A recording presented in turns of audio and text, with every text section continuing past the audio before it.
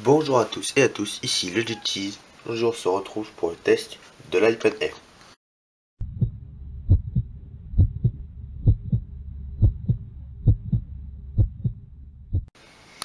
Donc tout d'abord commençons par les specs de cet appareil.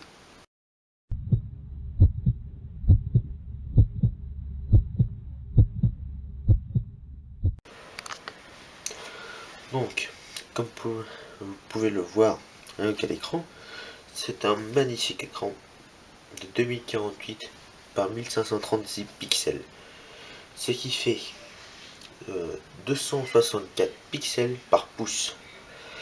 Donc on va voir que c'est pas vraiment du Retina.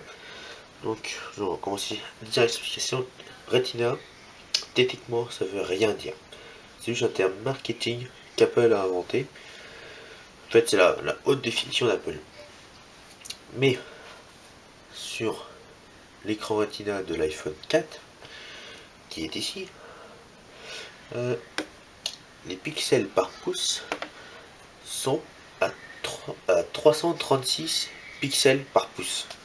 Alors que là nous avons seulement 264. Mais Apple nous explique que la vision à laquelle nous regardons une tablette ou un smartphone n'est pas la même. Donc bon, argument commercial ou pas, bon, en tout cas l'écran est super beau, ça c'est sûr et certain. Donc après, on va rentrer dans le dur avec les processeurs. Déjà il y en a plusieurs. Le processeur A7 qui est selon les benchmarks le plus puissant des processeurs actuels, et épaulé d'un processeur M7 qui va lui quant à lui faire tout ce qui est pour les mouvements. Donc on va faire un petit test, une petite comparaison.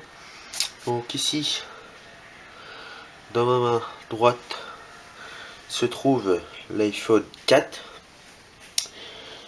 et ici l'iPad Air. Donc on va lancer tous deux en même temps Google Earth et vous allez voir le résultat qui est quand même assez impressionnant.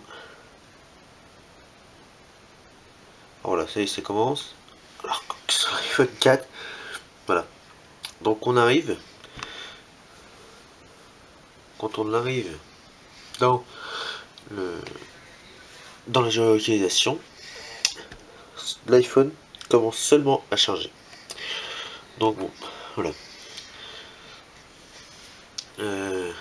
Qu'est-ce qu'on va vous montrer aussi? Qu'est-ce qu'on peut vous montrer? Les iBooks. Et en fait, je m'attendais pas à ça, parce que c'est pas là où j'attendais la haute définition d'Apple. C'est-à-dire que pour les iBooks, l'écran Retina est vraiment super. Donc on va aller sur, on va prendre un vrai iBook, pas un truc PDF. Alors, hop, livre. On va prendre celui-là. Combien de temps ça le télécharge? En fait, avec cet écran, on gagne avec l'empattement. C'est-à-dire, ça là, tout ceci là, je vais essayer de jouer.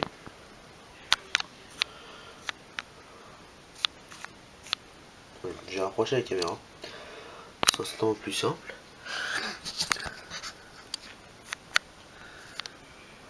Donc, on gagne vraiment avec la police en empattement. Alors, ça rend déjà compte que sur l'iPad 2, donc de précédente génération, on perdait un petit peu de ça. Et voilà. Alors que là, on s'approche de la qualité papier, vraiment. Même si on va sur un article de web, par exemple sur Encore Applique, mais il n'y a pas de pixelisation, même si on se rapproche à fond. Voilà. Celui-là, et là, rien à dire. Donc très très bon écran. Ensuite, nous avons le poids qui est de 468 grammes, ce qui est sur Apple 20% plus léger que l'iPad d'ancienne génération. Donc qui est vraiment super léger. C'est très sympa pour regarder des films, surtout quand on l'a dans la main. L'épaisseur aussi. Donc c'est pas la plus fine du marché. La plus fine du marché, c'est la nouvelle Amazon Kindle qui est plus fine. Mais elle est quand même que de 7,5 mm, ce qui est vraiment très très peu. Donc on va vous montrer comme ça. Voilà. Voilà. Donc c'est vraiment très très peu. Alors quand on compare avec un iPhone 4, voilà ce que ça donne. Donc déjà l'iPhone 4 qui est pas très très épais quand même, hein. C'est plus un mastodonte, mais quand même. Voilà. Donc pour vous montrer quand même que l'iPad est vraiment très très fin.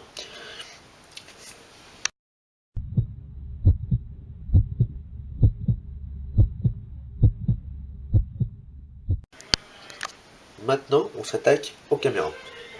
Donc il y a une caméra de façade et une caméra dorsale. Donc, on commence par la dorsale. La caméra dorsale fait quant à elle 5 mégapixels, malgré qu'on aura bien voulu du 8, mais il finit quand même en 1080p. Bon, pourquoi pas. À l'avant par contre ils sont pas foulés du tout, ils ont mis du 1,2 mégapixels qui en 720p, mais bon, j'aurais préféré avoir quand même du 1080p pour FaceTime notamment.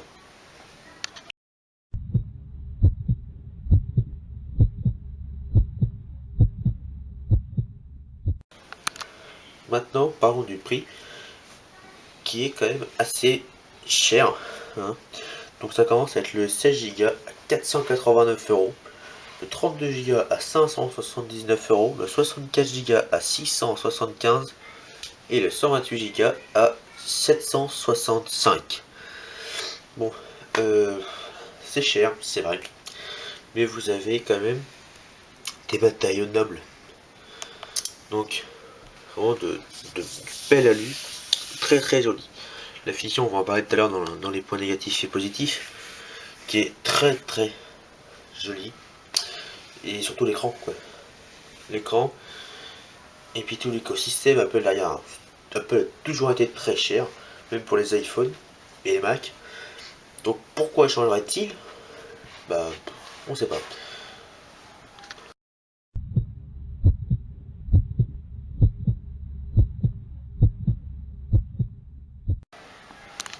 Donc voici les points forts de la bête.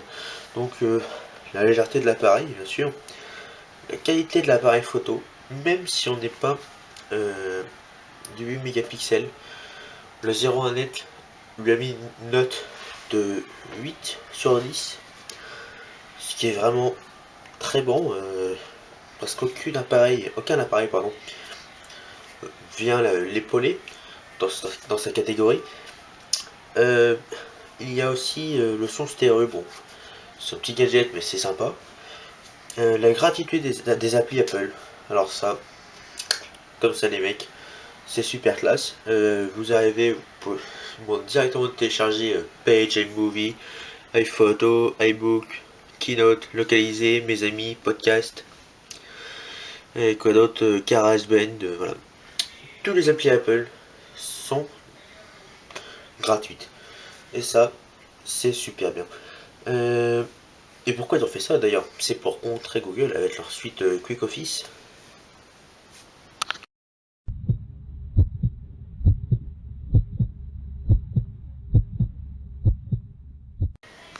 Les points négatifs ont été durs à trouver dans cet appareil. Tiens, parce que tout m'a plu en fait.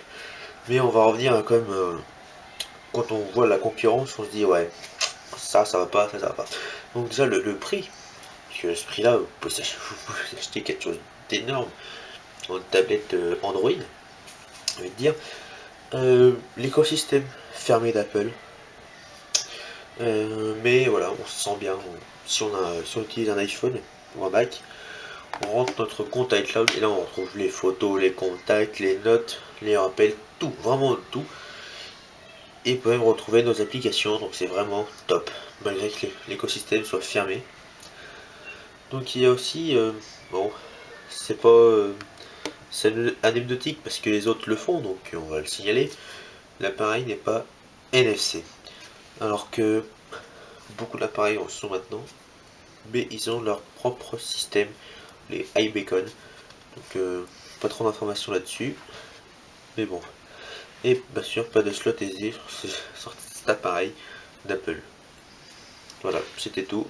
On va donner une petite note.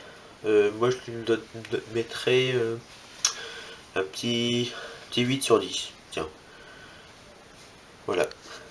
C'était Cheese, merci. Au revoir.